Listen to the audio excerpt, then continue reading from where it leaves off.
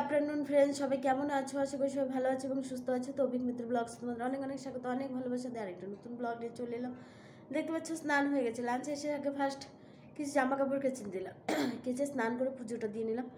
আর সকালে যেগুলো জামা কাপড় মেলেছিলাম সেগুলো এখন উঠিয়ে নিয়ে এগুলোকে মেলে দিয়ে আসি। চলো, অনেকগুলো জামা কাপড় কেচেছি,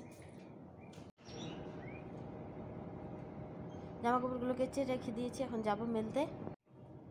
বাবান এখনো আসছে না, বাবানে তো চলে আসার কথা, এখন আসছে না। তো চলো পটাপট জামা কাপড়গুলো মেলে দিয়ে এসে রেডি হয়ে একটু খেয়ে বেরিয়ে যাই। বাবার নাইলে বাবানের ভাতটা বেরিয়ে রেখে বেরিয়ে যেতে হবে। তো চলো, আর কথা বাড়াইনি, নয়তো অনেকটা লেট হয়ে যাবে, পরে কথা হচ্ছে আবার। আগে জামা কাপড়গুলো মেলে দিয়ে রেডি হয়ে নিই। হ্যালো ফ্রেন্ডস, আর কি বলবো, আমার কথা বলো। তো আজকে ডিউটি ছাড়তে ছাড়তে 6:30 হয়ে গেছে। দেখো আজকে চা খেতে খেতে প্রায় 7টাই হয়ে গেলো। এলাম, এতগুলো বাসন ছিল, সেগুলোকে মাজলাম, চা বসালাম, চা করলাম, চা আর মুড়ি নিয়ে বসে পড়েছে। এখন চা প্রচণ্ড খিদে পেয়ে গেছে। বাবা বলছে মামাকে খেতে দাও, আমি বলছি আমারও খিদে পেয়ে গেছে। আজকে চা খাওয়া লেট হয়ে গেলো। আর এখানে ওমফম বসে দাঁড়িয়ে দাঁড়িয়ে মুড়ি খাচ্ছে। দেখো ওমফম বিস্কুটও খাবে না, কিচ্ছু খাবে না, বলে মুড়ি খাবে। ওমফো, ওমফোকে বাটিতে মুড়ি দেওয়া হয়েছে।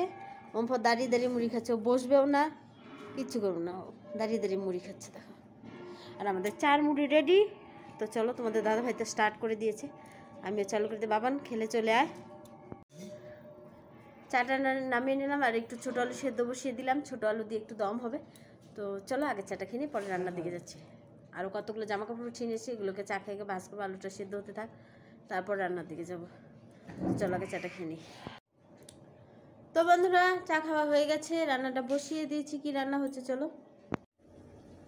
আলুটাকে সেদ্ধ করে ছুলে নিয়েছি, আর এখানে হচ্ছে দেখো সবুজ সবুজ তরকারি, আলু ফুলকপি। আর ফুলকপিটাকে অনেক দিন থেকে ইচ্ছে করছে আমার একটু আলু ফুলকপির ডাঁটা দিয়ে একটু চটচটি খেতে, খাওয়াই হচ্ছে না। তো ভাবলাম আজকে একটু বানিয়ে ফেলি।